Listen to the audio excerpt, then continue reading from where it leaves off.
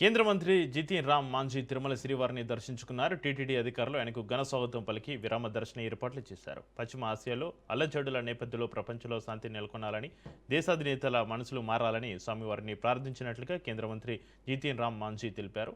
తిరుమల వాతావరణం స్వర్గాన్ని తలపిస్తుందని, ఇక్కడి కట్టుబాట్లు ఆదర్శనీయమన్నారు.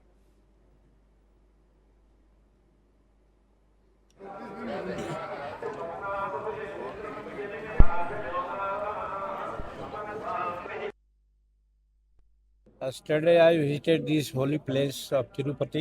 In our mind was to have a darshan of God Tirupati, Balaji, or a stay here. Or now we have a very good darshan of Balaji. Keeping in view of all the aspects, I was imagining that I was moving in a Swarg-like scene we have seen here, and almost behavior of the all priests, workers, politician and other men are also so cordial that I did not differentiate whether I am at my home or at Tirupati. So far cleanliness and beautification of the area is concerned, that is miraculous. I admire the administration of this locality, particularly Babu or just a standing MSME minister.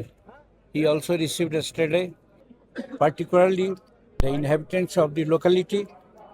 I pray to him to give them such kind of feelings. They are now behaving.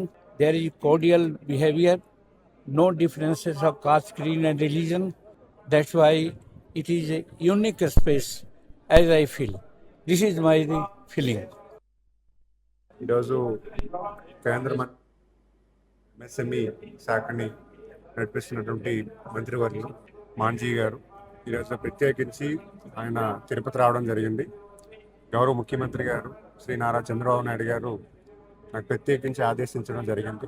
మంత్రివర్యులను receive చేసుకోమని, దగ్గరుండి ఆయన దర్శనాన్ని చేయించమని చెప్పడం జరిగింది. మరి ముఖ్యంగా మనందరికీ తెలుసు, భారతదేశంలో మరి ఆంధ్ర రాష్ట్రంలో ఎంఎస్ఎంఈ శాఖని ప్రజలందరికీ కూడా ఒక మంచి విధానం తీసుకురావాలన్న ఆలోచన కేంద్ర రాష్ట్ర ప్రభుత్వాలు చేస్తున్నాయి. మరి ముఖ్యంగా మాంఝీ గారి లీడర్షిప్లో ఈరోజు దేశంలో అత్యున్నతంగా ఆయన లీడర్షిప్ చేయడం జరుగుతుంది. ఆయన ఈరోజు రావడం, స్వామివారి దర్శనం చేసుకోవడం, ఆయన ఈరోజు ఇక్కడ కలవడం మా అందరికీ కూడా చాలా భాగ్యం కింద భావిస్తున్నాం. ఎందుకంటే సుదీర్ఘకాలంగా రాజకీయాల్లో ఉంటూ ప్రజలను చైతన్యపరుస్తూ ప్రజాసేవల్లో ఉన్నటువంటి వ్యక్తి.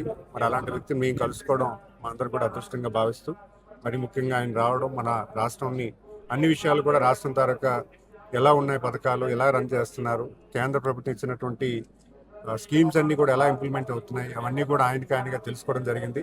మరి ఆయన రావడం ఎంతో కూడా సంతోషిస్తున్నాం.